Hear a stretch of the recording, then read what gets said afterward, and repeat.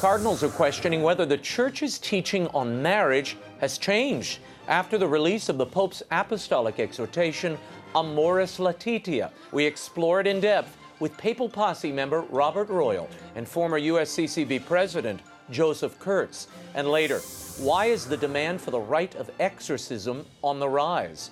The official exorcist for the Archdiocese of Indianapolis, Father Vincent Lampert, will tell us. And finally, philanthropist and author Mark SHRIVER joins us to talk about the personal journey he made while writing a new book about the real Pope Francis. The World Over begins right now.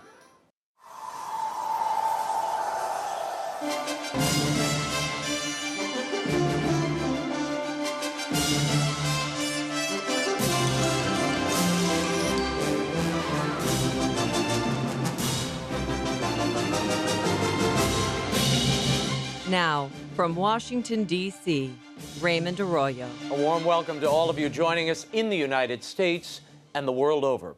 We'll bring you that Assumption College panel on Amoris Laetitia, as well as Father Vincent Lampert and Mark SHRIVER.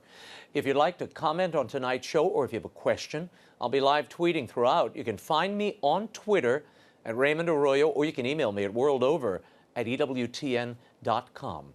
Let's get right to it. As we reported last week, controversy continues to swirl around what's called that dubia, a request for clarity made by 4 cardinals concerning the apostolic exhortation Amoris Laetitia. Cardinals Burke, Meisner, Brandmuller, and Caffarra asked Pope Francis privately and then publicly to address confusion that they say exists within his teaching regarding communion for divorced and remarried Catholics. I recently moderated a panel at Assumption College in Massachusetts where we examined the document and the reaction to it. Papal Posse member Robert Royal, former USCCB President Archbishop Joseph Kurtz, and Worcester Bishop Robert McManus, as well as theologian Margaret Harper McCarthy, and I engaged in an often spirited discussion about what Amoris Laetitia means to marriage and the family. Here are some highlights.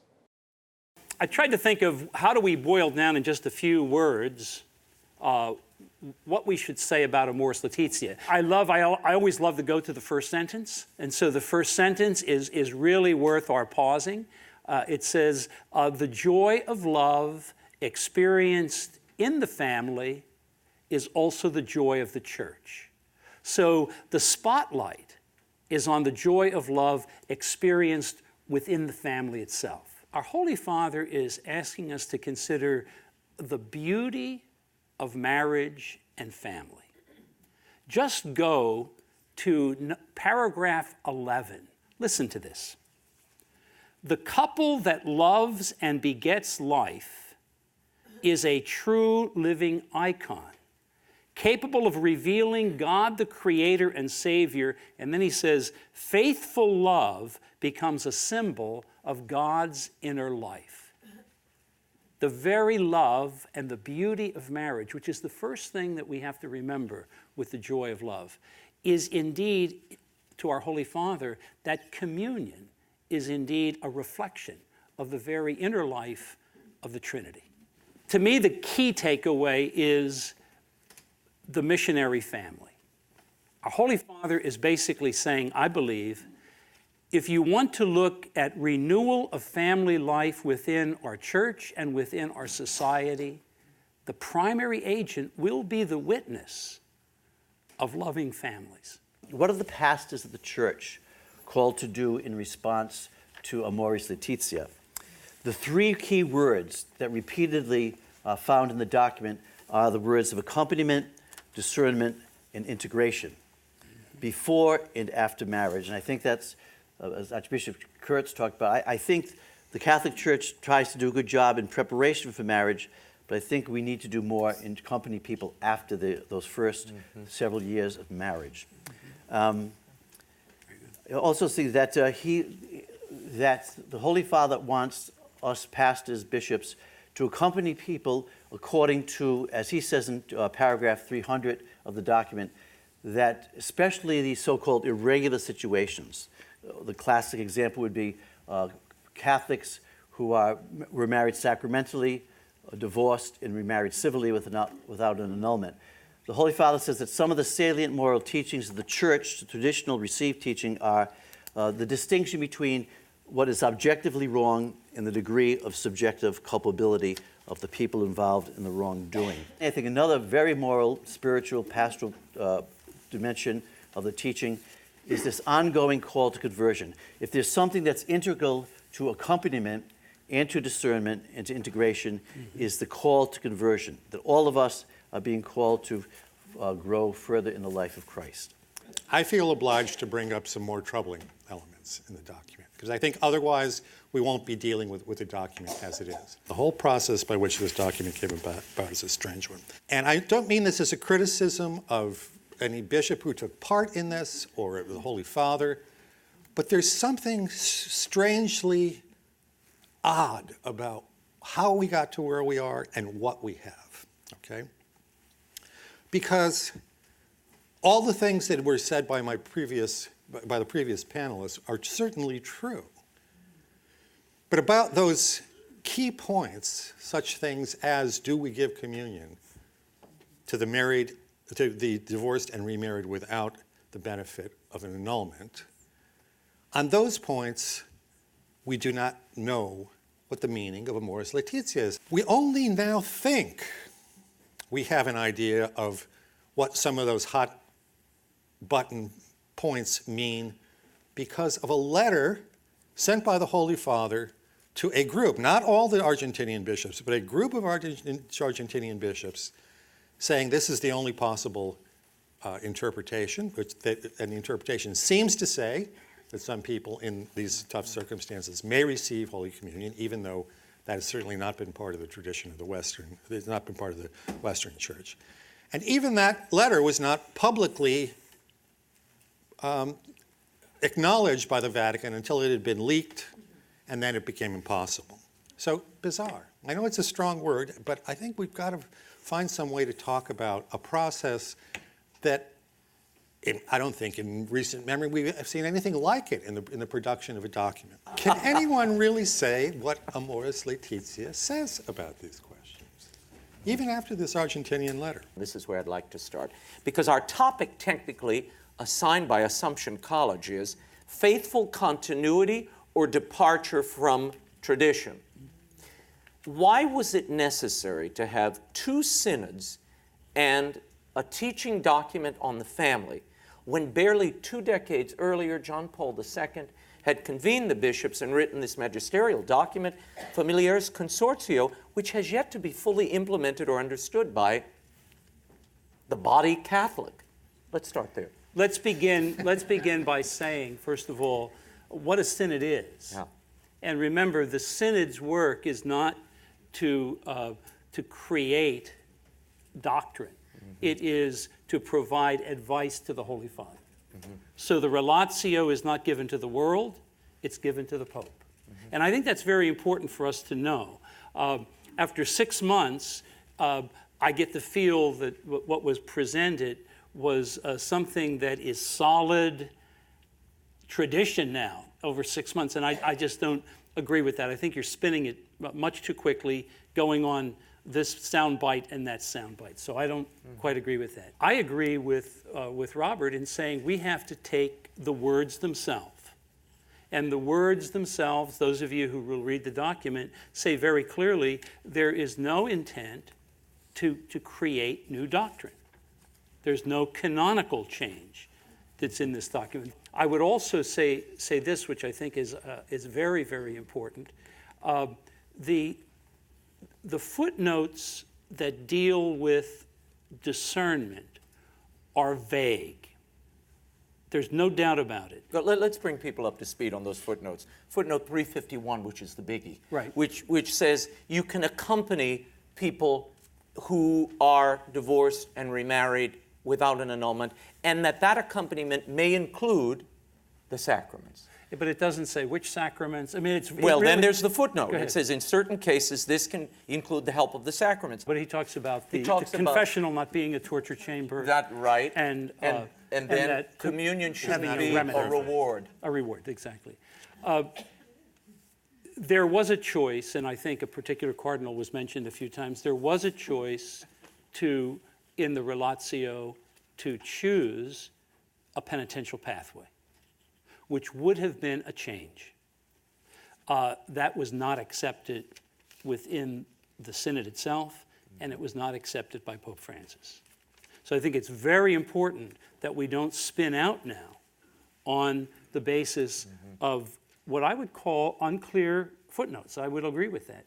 But I think to spin out of that into a full direction on synodality, I agree we need to give much more attention to the question of synodality. It's one thing to adopt or to adapt things to a particular culture. It's another thing to fracture unity. And I've spoken, obviously, at the synod about that myself. So I would tend to agree with you.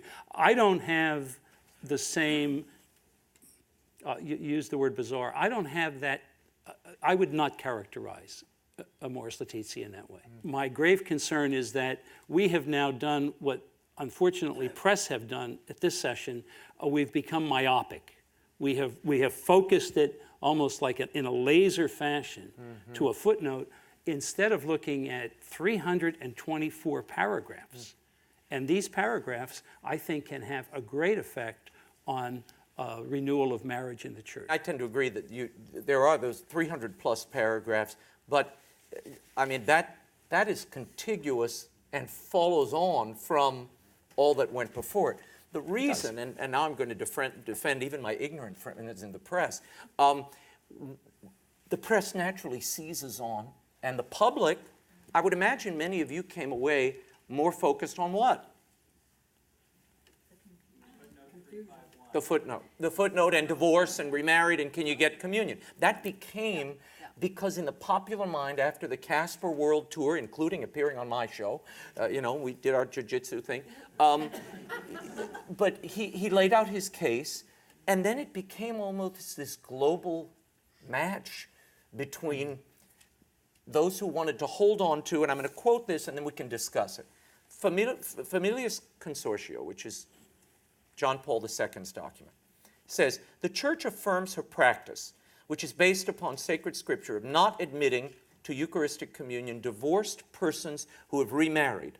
They are unable to be admitted thereto from the fact that their state and condition of life objectively contradict that union of love between Christ and the Church which is signified and effected by the Eucharist. Besides this, there's another special pastoral reason. If these people were admitted to the Eucharist, the faithful would be led into error and confusion regarding the Church's teaching about the indissolubility of marriage. So why is this new, there is a discernment path that has been opened here in Amoris Laetitia. Why is that not an error or confusing? I agree that things are confusing, there's no doubt, and I agree with Bob in what he said about that. I do think there are ambiguities which are the reason for the ambiguity, but you read a papal document according to a hermeneutic of continuity, according to what the papacy is, who is judged inside the tradition, and again, given the fact that the reasons for the perennial discipline are theological, they're tied to the nature of marriage, the nature of the Eucharist, the relation between them, given the fact that Amoris Laetitia never mentioned that, it's proper to assume that that's being taken for granted. It's proper to assume that. Since everybody knows that culpability was never the reason for the discipline. Culpability was never the reason. So, that gives rise to confusion, I agree. But in the proper reading of a papal document, you take for granted the reasons that have always been underlying the discipline. And furthermore, were there to be a change of discipline, I believe that there can't be, because it would touch precisely on doctrine, and then it would in effect be a change of doctrine. It would at the very least have to be made explicitly. I would agree. But I do agree but that Mary, there's ambiguity. But Margaret, if that were the case, right? If that were the case, it could be stated very clearly in the document. I hear you. And I want to make it clear. I'm you. not saying that the document is bizarre. What I'm saying is that there's this strange process that now goes on. There's there's some sort of built-in Yes, ambiguity yes. that allows itself to be taken off in a strange way. And but I will say this, the letter to the Argentinians, which seems to allow for communion for the divorced and Here's what the Argentinians wrote and the Pope affirmed, okay? They said, they have a series of things that go through a journey of faith, and they're talking about divorced and remarried people without an annulment. And they say, it is equally possible to undertake a journey of discernment if one arrives at the recognition that in their particular case, there are limitations that diminish responsibility and culpability, particularly to the sacraments of reconciliation and the Eucharist. Okay? So that's saying there are mitigating circumstances where people can be divorced, remarried, and without an annulment, go to the sacraments. The Pope writes, the document is very good and completely explains the meaning of chapter 8 of Amoris Laetitia, where the footnote appears. There are no other interpretations. Yeah. That's not troubling? Well, let me say this. We're talking about a document in which our Holy Father has, first of all, said that there's no change in doctrine. Mm-hmm. He has said that. Now, we could have quoted that part too. Okay. It's no, he does say that. I said when I began my remarks that the discernment is ambiguous and vague. Mm-hmm. And there's no question about that. Now, you're talking about, our purpose tonight is not necessarily to talk about what one group of bishops have done or another, but rather the document itself. Bishop McManus, doesn't the document, I mean, even in the vagueness of the document, and taken what the Holy Father said to the Argentinian bishops, it would seem that this issue of whether to allow a couple to return to communion really now falls to the parish priest in his discernment, right? Well, I think the Catholic way of interpreting a papal document or exhortation encyclical, the Catholic hermeneutic is one of continuity. I think, as you said, we bring that presumption. And I think for the only chapter that might indicate maybe a break of continuity is the neuralgic chapter 8. As a diocesan bishop who's concerned about how this is going to be taught in the Diocese of Worcester, that chapter, paragraph 300 has been very helpful to me. The point I'm making is that it says that the pastors of the church, e.g. the bishop, and working with his priest, they are to address these irregular situations. Remember, these irregular situations run a gamut. They can be from a man and a woman who are cohabitating, who are free to marry, that's an irregular situation, to a situation toward the end of the spectrum, which is Catholics who are divorced, remarried without annulment, to the far end of the spectrum would be same-sex marriages. All irregular situations. The Holy Father says in the document, the pastors must address these situations, A, according to the traditional teaching of the church and the guidelines drawn up by the bishop. I'm a bishop who's a big supporter of continuity in the faith. So I went through from 1981, which is from the Ars Consortio, to this very day, there are no fewer than 8 magisterial documents, some papal and some from Congregation of Doctrine of the Faith, which were approved in what they call in Latin forma specifica, specifically approved by the Holy Father, that says that someone who is a Catholics who are married outside the church, in the second marriage, civil marriage without annulment, are objectively in an adulterous state, and they cannot receive the Eucharist. That's the objective teaching of the church. Now, if it seems that some are arguing that some Catholics who do not have the annulment are in a civil marriage, they can receive the sacraments. The question becomes, is that development of doctrine continuity, or is it not? And I think to say that it is a development of document turns the famous classical example of Cardinal Newman on its head. I don't think it's continuity. I think it's a mistake in theology. You want to add? I can see you both champing at the bit. Go ahead. Yeah, I mean, so the famous footnote comes right after where he makes the point that's a classic point, that persons living in an objective situation of sin may be not subjectively culpable, and as we know, it's subjective culpability that decides whether or not you've committed a mortal sin or not, and that allows you to go to the Eucharist or not. The point is, it's a red herring as far as the marriage and divorce question is concerned, because that is not the reason the church has ever given for why remarried persons without the benefit of annulment cannot go to the And Eucharist. explain what the reason is. The reason is the incompatibility between the objective situation of being effectively a divided person. Jesus provides a rule without exception, so to speak. You can't do this anymore. Moses let you do it.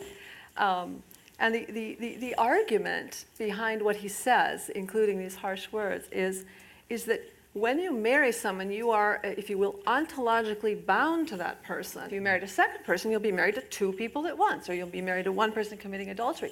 That's the reason. You're a divided soul.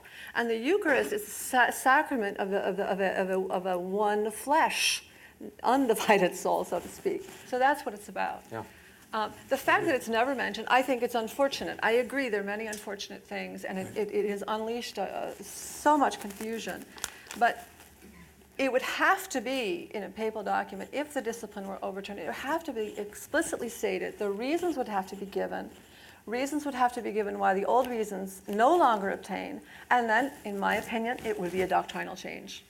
So Because the practical reasons- change, the pastoral change would beget, or in fact imply and demand, a doctrinal change. I think so. Is there I a think so. pastoral change here, in your opinion, bishops? And then I'm going to go to Rob. I think which is very helpful, is that the pastoral change is in this whole notion of discernment, of accompaniment, discernment, and integration. I think that is, for many of us, I think that is a wake-up call. You know, that this is the pastoral style that should be adopted. We don't slam the rectory door in people's face, you know, you're divorced, you're married, get out of here, I don't want to hear anything. The pastoral change. But the pastoral practice has to be rooted in sound Catholic doctrine. And when you're talking about the nature of marriage, either natural institution or as a sacrament, when you're talking about the reality of adultery, you're talking about, these are not, in the old days we had theological notes. This is not like a common opinion. This is defined Catholic faith. This is rooted in divine revelation and the natural moral law. You can't fool around with that. Yeah. So the pastoral practice, and as Pope Benedict has said repeatedly, mercy without truth is not mercy. And I would add exactly to what Bishop McManus is saying, that the tone of pastoral practice should not be underestimated. I mean, when you say, well, it's only a reaching out tone, no, that's a very, very important tone. But for us to break the bond between worship, belief, and pastoral practice, I think will be a mistake. There were 45 theologians who signed a letter very concerned that there was a shift taking place here, because they were holding up a contiguous marriage, a long-lasting marriage, as an ideal and not something somehow obtainable. Do you want to comment on that? And where do you think the confusion comes from, given all that we've heard? Well, I want to say again, because I agree with both of the bishops, same with Margaret. Look, marriage is in a bad way. I mean, we all know this. And one of the clear things that Francis has tried to do is to apply the medicine of mercy particularly in the West. I was very struck during the Synod how different the problems were in Africa, in Asia, Latin America. You know, this is primarily a Western question about divorce. So he's trying to reach out, and of course you accompany people and you try to bring them back into the fold, or do whatever you can with them. And a lot of the places where that question is discussed, it talks about growth. I mean, when everybody was going crazy toward the end of the 2015 Synod, I kept pointing to those, for my readers, I kept saying, well, look, this is about growth. It's not talking about just doing it. It's bringing people to grow closer to the truth and to the life of the church. However, I think that what the 45 theologians are worried about, we don't want to get too much into the weeds here, but it's needed. You know, there's a famous passage from John Paul II's Familiaris Consortio, number 84, where he goes through accompaniment and this sort of thing, but then says definitively, but this cannot lead to communion for the divorced, which I read earlier, and remarry. And I have to say to both the bishops, it worries me tremendously that the Diocese of Rome seems to have said explicitly it's going to give communion to divorced and remarried, whereas Florence has said no. I have to assume that the Holy Father has agreed, has at least signed off on what looks like that. And again, we don't know. Yeah, we don't know. But the way that this has gone on is the form of it, let alone whether we know the content or not, the form of it has given rise to so much turmoil in a world where we're all digitally connected, where there are tweets going out, Facebook commentaries that just provoke more and more confusion. And I don't think we can blame people for being confused or for being nervous. My wife, women always understand this better than men. My wife always says people are afraid in the modern world and they want answers. Even if they aren't perfect answers, they want answers. When my wife first heard Cardinal Casper, forgive me, Cardinal Casper, lay out his plan, she said very indignantly when I got home that night, "You know what this is?" I said, "What?" "This is open season on First Wives." I said, "Rebecca, please." But one has to look at this. Look, I get the intentionality. The intentionality is to reach out and offer mercy to people who are struggling and in tough situations, and they exist. Are you concerned that the practical reality is you will have examples of people who are allowed to go to communion in one parish and forbidden to do so in the other, and there'll be the "what about me" routine, and that starts to crush in on the doctrine, and inevitably it has to give to the human consideration, or you're not a nice person, Bishop. Well, which is worse than being a heretic today. yes. Which question do you want me to answer? Both of them. Both of them. Yeah. Let me begin by saying this, that I think within the Archdiocese of Louisville, where I am, I think we have unity. Mm-hmm.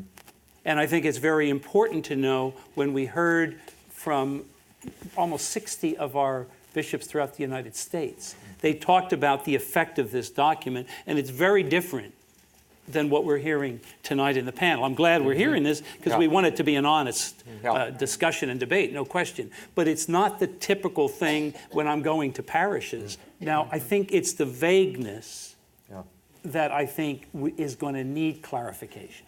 There's no question in my mind. I think the clarification is going to have to come, as I see it, from the efforts of our Holy Father and all of us as bishops participating in this, in being able to show that our efforts to adapt things to culture is not going to bring about the fraction of unity. And I think that's what I'm hearing very much from Robert, and who would not be concerned about that, of course.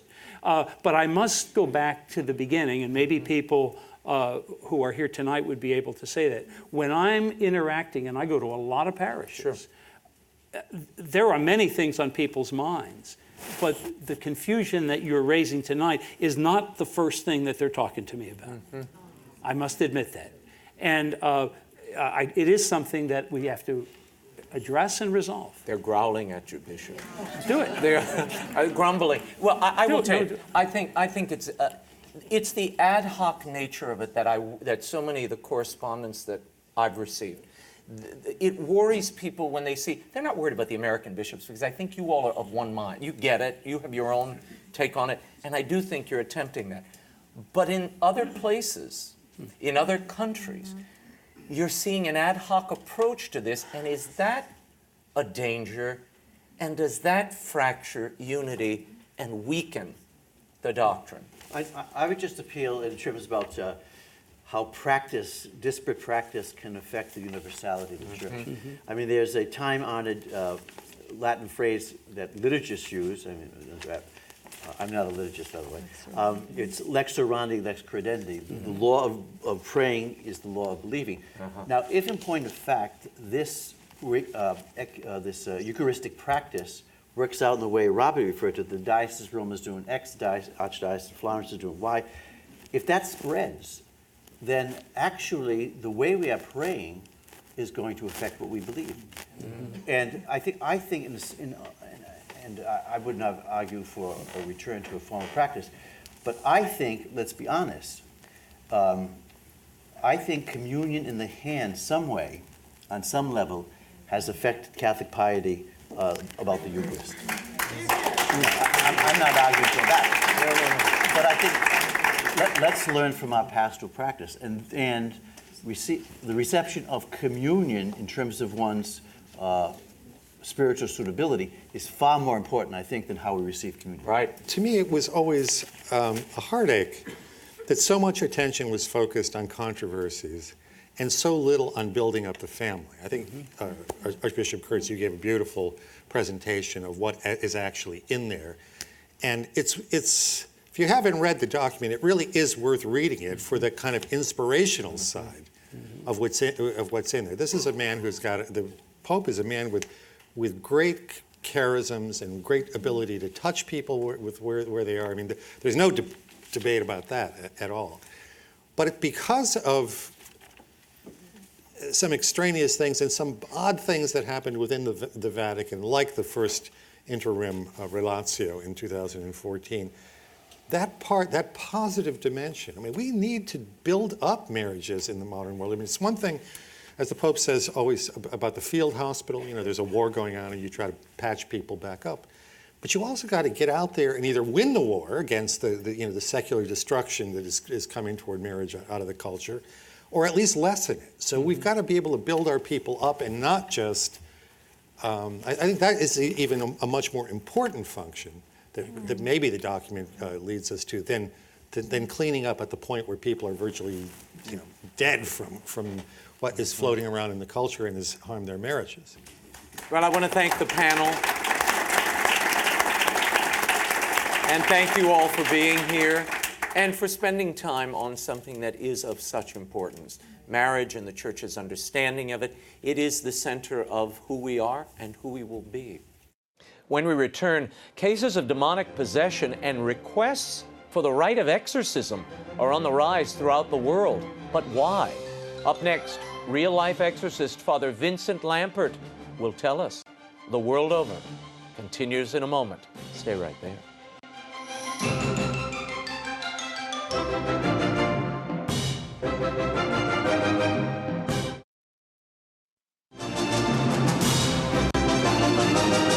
Now, once again, Raymond Arroyo. Welcome back to The World Over. He's one of 50 priests in the U.S. trained for a very special ministry. And the demand for his services is growing at an alarming rate. By his own account, he receives 20 calls a week from people desperate for help.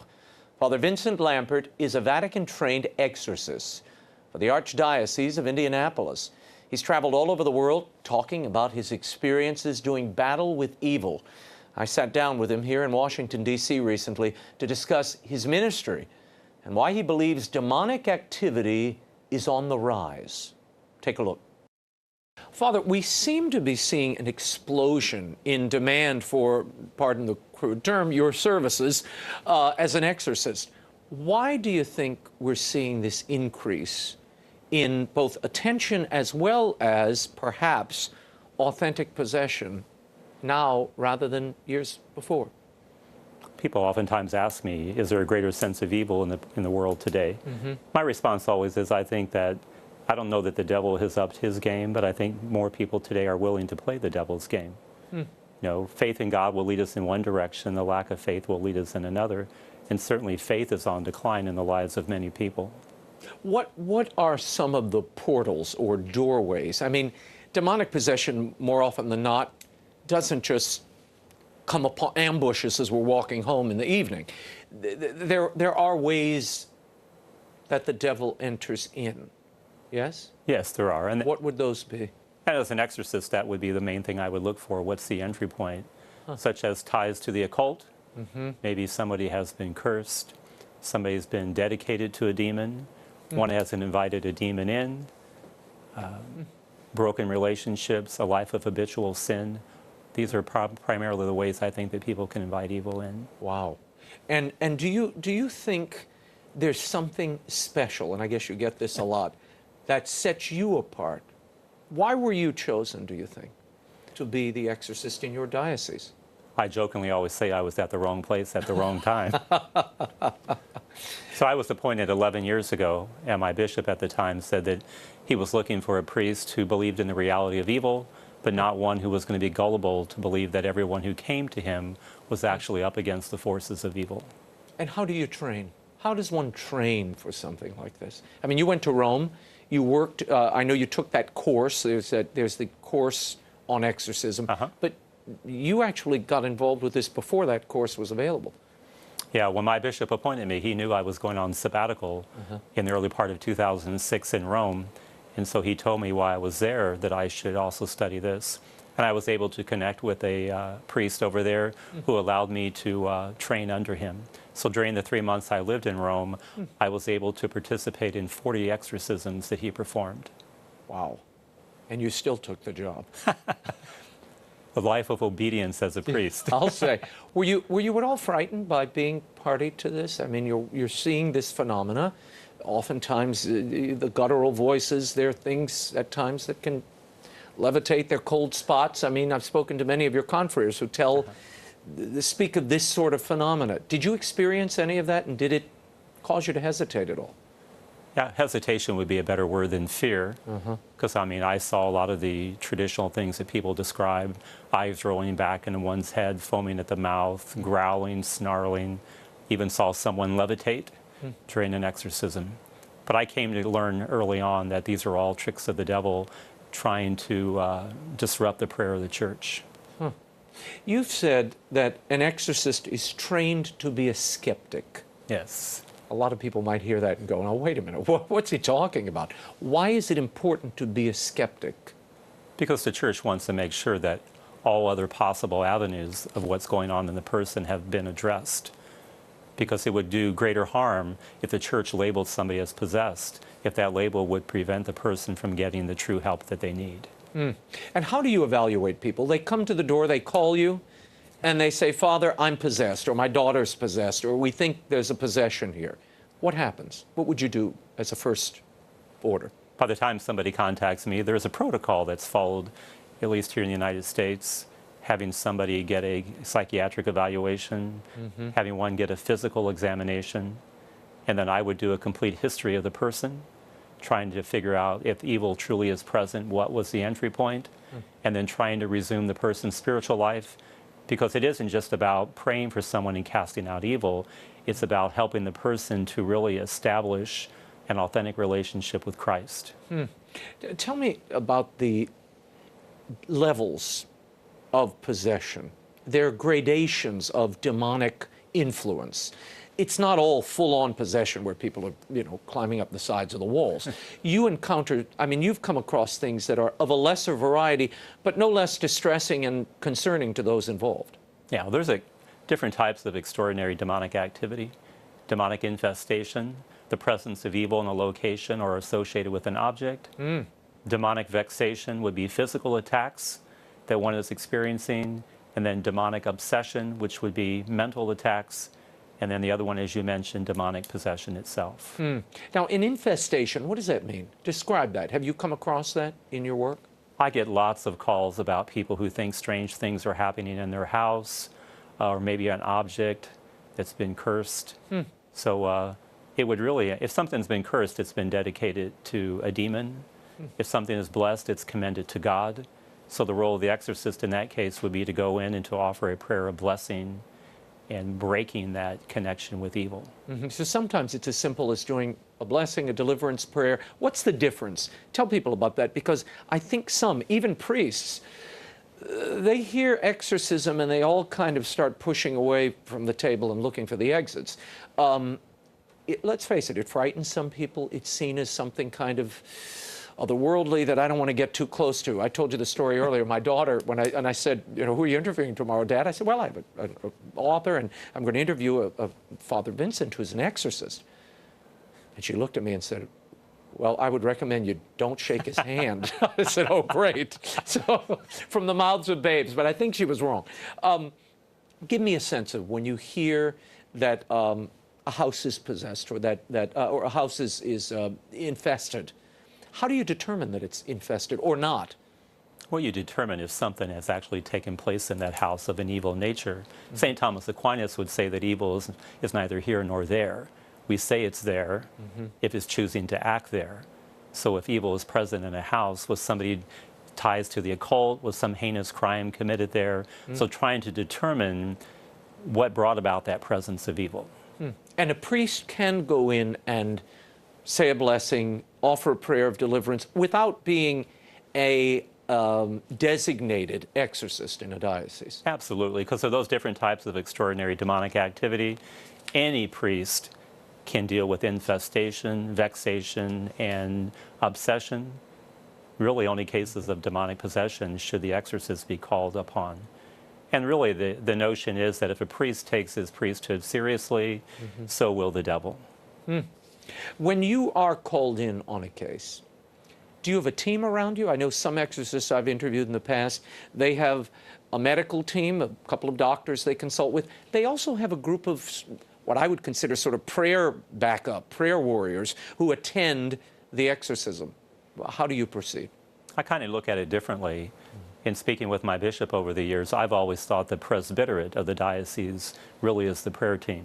It really is engaging all the priests of the diocese to think about their own vocation, their own calling to priesthood and what that means. And certainly a common theme about being a priest is dealing with the forces of evil and helping people to establish a right relationship with God. Should you try to recruit fellow priests to come to the exorcism when you're performing the rite, when you're... Yes, I have absolutely done that and asked them to be there to pray. And tell me about that rite. Tell me about that exorcism rite. Some people may be unfamiliar with it. Do you perform it in Latin? And why is it so special and reserved for a designated exorcist? The ritual of exorcism that came out in 1999 was the last liturgical rite to be updated after the Second Vatican Council. It was tweaked again in 2004, and it basically replaced the one that had been in existence since 1614. But one of the big differences in the new rite, it included supplicating prayers, which are prayers directed to God, which anyone can pray. So the rite really is a liturgical prayer of the church, really asking God to intervene in the life of one who is being afflicted by evil and asking God to give that person the sense of peace once again. Do you prefer the Latin? Some exorcists I've spoken to say the devil hates Latin, so that's all I use. I don't get caught up in that because I know Latin is the language of the church, but what even more important to me is the holiness of the person. The intention of the one performing the rite. Because ultimately the exorcist is trying to take one who's within the realm of darkness and bring them into the light of Christ. I'm reminded of Moses in the Old Testament. When he went to Pharaoh and said, God says to let my people go, what happens to the staff in Moses' hand? It turns into a serpent. But Pharaoh's magicians are able to do the same thing. But what's the difference between Moses and them? Moses is a man of God. So to me, in an exorcism, what I really believe is important is for the exorcist to be a man of God. You've said that pagan practices can invite evil in and can lead to these various levels of demonic involvement. What does that mean, pagan practices? It ties to the occult.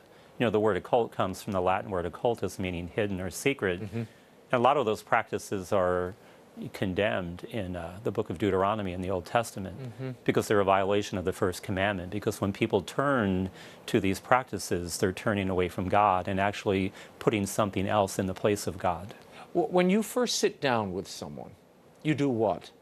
Because not everybody that comes to you is possessed. I mean, they may be showing signs of things. How do you discern?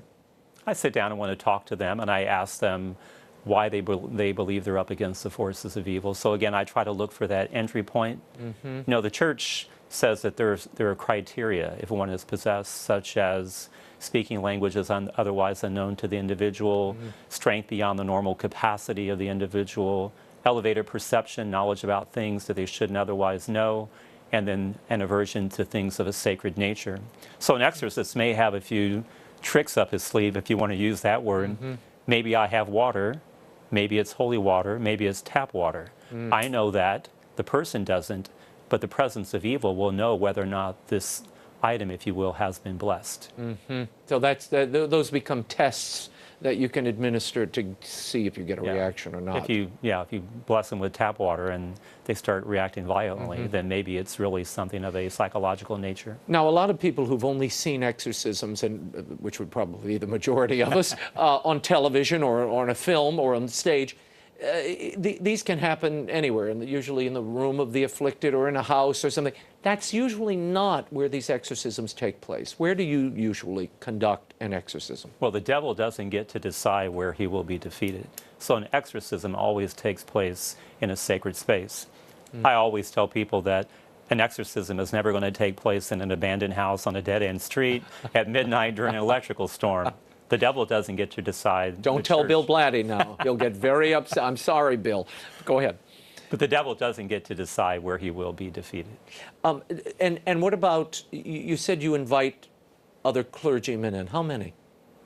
It depends. Obviously, I will determine the location. I will be there, the person afflicted, a family member or two, and then maybe a couple other priests to be present just to be in prayer. And part of the rite is to get the demon to reveal his identity, to speak the name that is infesting and possessing this person.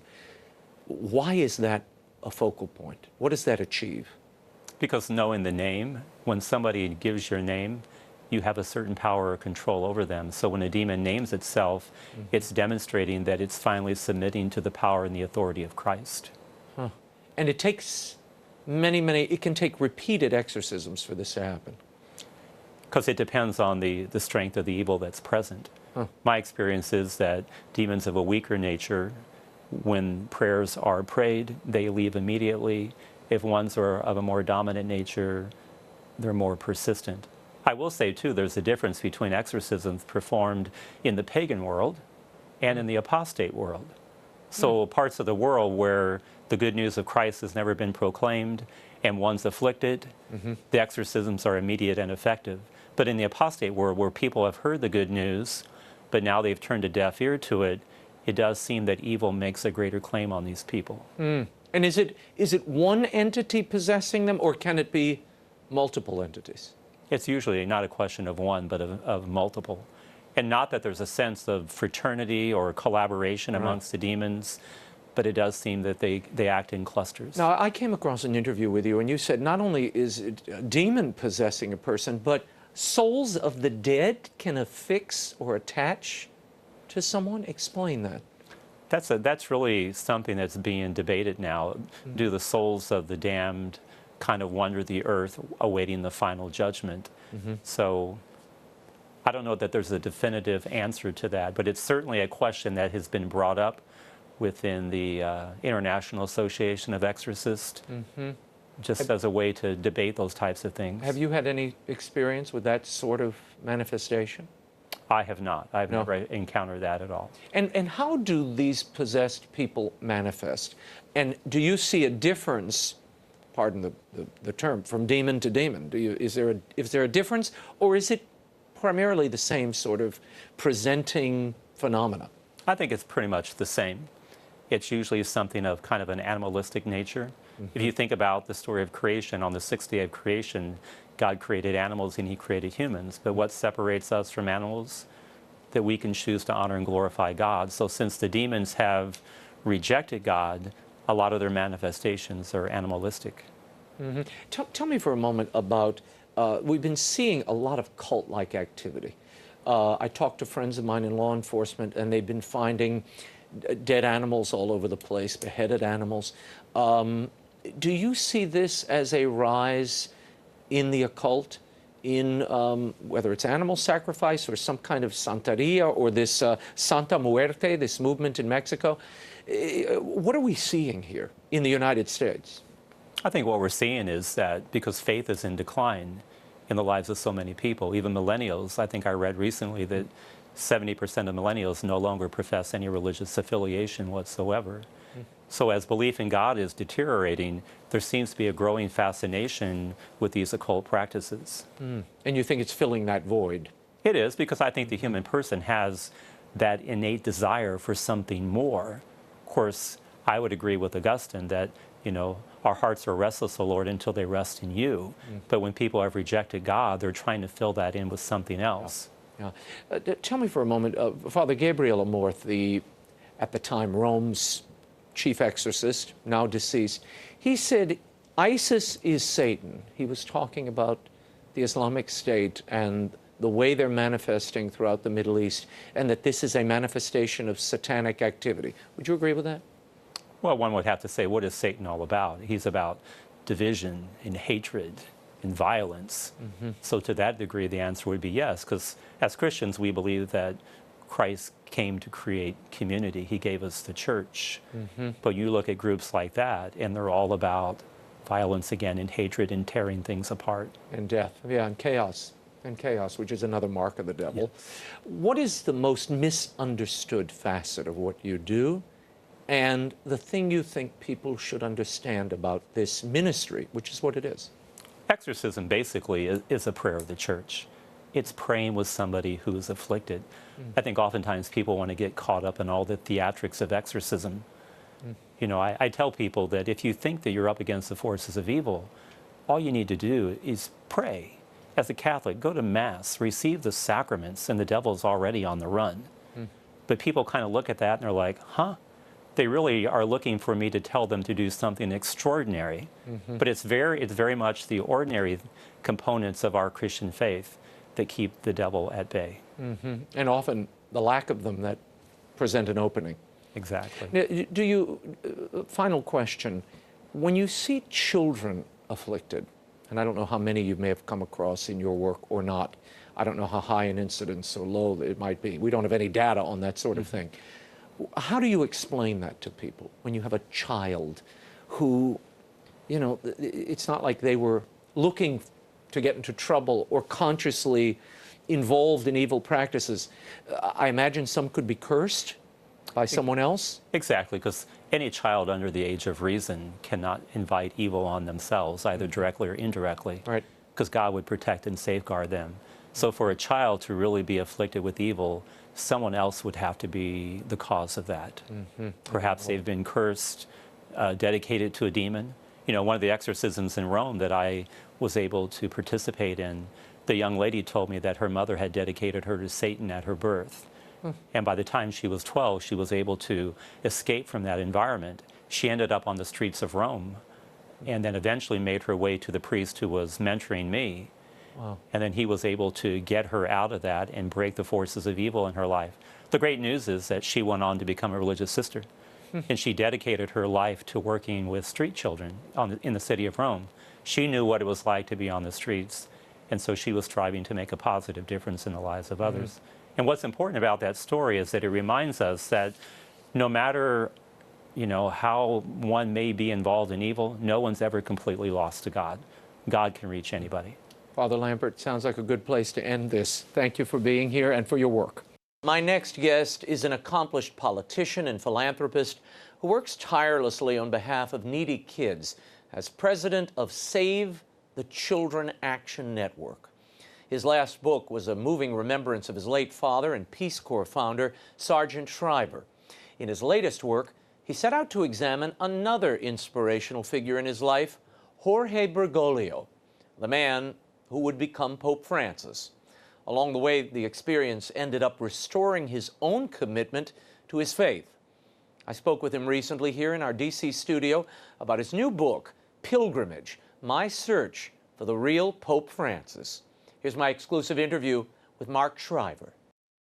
Mark, tell me about this intensely personal journey that you talk about in Pilgrimage, My Search for the Real Pope Francis. I have to tell you, after reading your book about your dad, Sergeant Shriver, a good man, I was sort of struck that you, of all people, would be in need of inspiration, given your mother, Eunice, founded this amazing Special Olympics. Your father founded the Peace Corps, both daily communicants, amazing witnesses to the Catholic faith. Why did you need another? Well, when the story of Pope Francis, I think it's a great story. And when he came out on the balcony of St. Peter's and asked everyone to bless him, when he paid his hotel bill, when he got in the bus the next day with the Cardinals, I mean, I wanted to get a sense of who he was. And I think, you know, everybody goes through bumps and bruises in life, right? And I think, sometimes there were the issues of the sexual abuse scandal in the Catholic Church. You had issues in the Vatican. And that was so different from the priests and nuns that I knew and interacted with on a daily basis that were friends with my folks. And I wanted to dig in to find out whether this man, Jorge Mario Bergoglio, Pope Francis, Pope Francis I, was really who he appeared to be when he went to Lampedusa, when he washed the feet of those young kids in a juvenile facility. I worked with juvenile delinquents in Baltimore City for 5 years. I would never have gotten on my knees and washed kids' feet. So I wanted to dig in to find out who he was. And it was an amazing 2.5-year journey. And what was it that most impressed you? And we'll talk about this journey that would take you to Argentina, to Rome, all over the world. Talking to people all over the world. I mean, I think there's really not one thing that impressed me the most. I mean, he really is the real deal. His life is consistent. He's frugal. He's totally committed to Jesus. Somebody said, who is he? And the real answer is, whose is he? Who does he belong to? And he belongs to Jesus. I mean, that is his boss, and he is completely committed to it. He's a great teacher as well. And I really learned in this process what he says and the way he acts forced me to look at who I am and how I interact with people. Do I treat poor people on the street the way he treats people still that are living in poverty or prisoners, even when he's Pope? He's bringing them into the Vatican. He's eating dinner with them. He's celebrating his birthday with homeless people. So it forced me to really look at the way I interact with not only my children and my wife, but my job and people I meet on the street. Why did you decide to go to Argentina? I mean, there's been so much written about the Pope. There are Argentinian biographies. There's the Austin Ivory book. Why did you feel you had to go down and in person meet the people that interacted and shaped this man? Well, I think most of the other biographies are written by Europeans or an Argentinian friends of Pope Francis. So I really felt, I've never been to Argentina. I don't speak Spanish. And I wanted to get in to see where he was born and raised, to talk to his childhood friends, to see his bedroom, to see where he studied as a Jesuit, to see where he was provincial, to see where he was cardinal and bishop, and talk to the people that he interacted with. And what did all of that teach you? Well, what it taught me, this isn't a traditional historical biography. So, when the Depression hit Argentina in 2002, Austin Ivory, whose book is fantastic, wrote, 35 pages about it. I spent 20 pages talking about the guy who picks up trash and cardboard and plastic, Sergio Sanchez, who has become friends with the Pope, who the Pope invited to his installation mass, who's been over to the Vatican a number of times since Pope Francis became Pope. And those are the folks that I was hoping to learn from. And I learned from them, and they're not the big shots in Argentina. They're the mother whose child died. They're the rabbi who worked with Pope Francis in the slums of Buenos Aires. Those folks really tell the story of who the real man is. And it's a powerful story. Tell me about something you write about that impressed you. You found Bergoglio's creed, something he wrote actually early in his life. Yes. What was it about that impressed you? The Pope's creed talks about his own sins and talks about the struggles of daily life, that he believes in God and he believes in that his Father in heaven is taking care of him. He believes in Jesus Christ, but he also believes that he's the sinner. Did that surprise you, that sort of pained, battered part of him that he shares, particularly in the early life? You see, he spends a lot of time with his grandmother, who's instrumental in shaping his faith, and the father seems to be a distant figure. His grandmother, Rosa, lived right around the corner as an immigrant from Italy. His father was born and raised in Italy. They immigrate to Argentina. They have a profound impact on his understanding of Catholicism. And it seems like almost a perfect childhood. But then I found a couple of months ago a letter that he wrote to someone during his trip to Brazil in which he talked about the pain of his family going bankrupt and crying himself to sleep at night. So which made him, again, more relatable. His childhood was not this perfect, idyllic setting. He experienced pain. He experienced the failure of his family business. So in a certain way, he is pretty relatable in that regards. And he had a big rise to power as a young Jesuit, and then he was essentially banished. He went down, and then he has slowly come back up to being on the balcony of St. Peter's a couple of years ago as Pope Francis. It's an amazing story. You wanted to interview him. What happened? Well, you're going to ruin the book. Well, I'm teasing. This is teasing. So should I answer it? Yeah, answer it. I tried. I tried because I thought it was really important to talk to the man. And the bottom line is he turned me down. And the good part about it is that he should have turned me down, because the book is about him, and ultimately he's not about himself. He's about the message of Jesus. He's about mercy and humility and love for your neighbors. And he taught me all that by reading his homilies, by visiting his home, by talking to his friends. So I didn't really need the interview. Everything I wanted to ask him, he answered just by studying his life and praying about it. Well, that's the real powerful thing. Every pilgrimage begins in one place, inevitably takes you over rocky terrain that sometimes you never expected, and at the end, there's a transformative moment. What was the transformative moment here for you? I didn't have a moment where I was Saul getting knocked off my donkey. I didn't have that moment. It was gradual. I mean, look, the guy is an incredibly powerful prophet, and he made me turn inward and look at the way I'm living my life. You know, he had this book, The Name of God is Mercy, that came out this year in the Year of Mercy. And he tells the story of a woman who had to prostitute herself in order to make ends meet, who came and they gave her through Caritas food. And she came up and said to him, thank you. And he said, oh, I'm glad you got the food. And the woman said, it wasn't the food. I want to thank you because you always called me Senora. And so somehow he had looked into that woman and entered into her pain, her agony, and also her joy, which I think is real mercy. And do I want to enter into that level of intimacy with God or with you or my friends or with a prostitute or a homeless person? That's a challenge. Wow. I mean, I don't want to get out of my comfort zone. I don't want to leave the security of my shore. And that's what he asked. He said, get out of your comfort zone, give your life away. And I think over the course of spending 2.5 years with the guy, I realized that he's challenging me to get out of that security, get out of my comfort zone. I don't want to do that, so it's hard. Is that the message for everybody? Do you think we'll encounter this book? I think if they read it, I hope, and they pray on it, it'll, I think, resonate, because he's a challenging guy. He lives a very frugal lifestyle. He's relating with prostitutes. He's relating with the guys who's picking up trash. He's relating with the homeless people. And it's not PR, Raymond. This is the real deal. And it makes me say, am I really reaching out to the homeless guy on the street? Am I, trying to get out of just the 4 or 5 friends that I want to hang out with? Do I really pray for the guy at the office who's driving me crazy? Out to the peripheries. Yeah. Do you do that? I don't.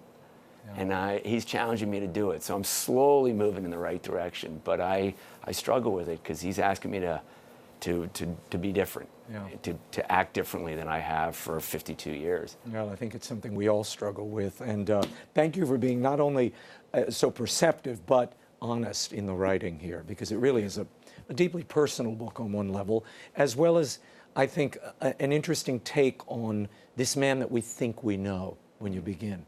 So thank you. It's a challenge. Thank you very much. Appreciate it. Pilgrimage, My Search for the Real Pope Francis is available at bookstores everywhere and online. Well, that's all the time we have until next week. The show continues on Facebook and Twitter. You can like me on Facebook. Do follow me on Twitter. I get a lot of info out there to you through the week. The links are at RaymondArroyo.com. And you can join us next week. We'll start celebrating the season with legendary crooner, one of my favorites, Johnny Mathis will be here, and all the news of the week. Until then, we'll be scouting the world over for all that is seen and unseen. On behalf of the staff and crew of EWTN News, thanks for watching. I'm Raymond Arroyo from Washington, D.C. Bye now.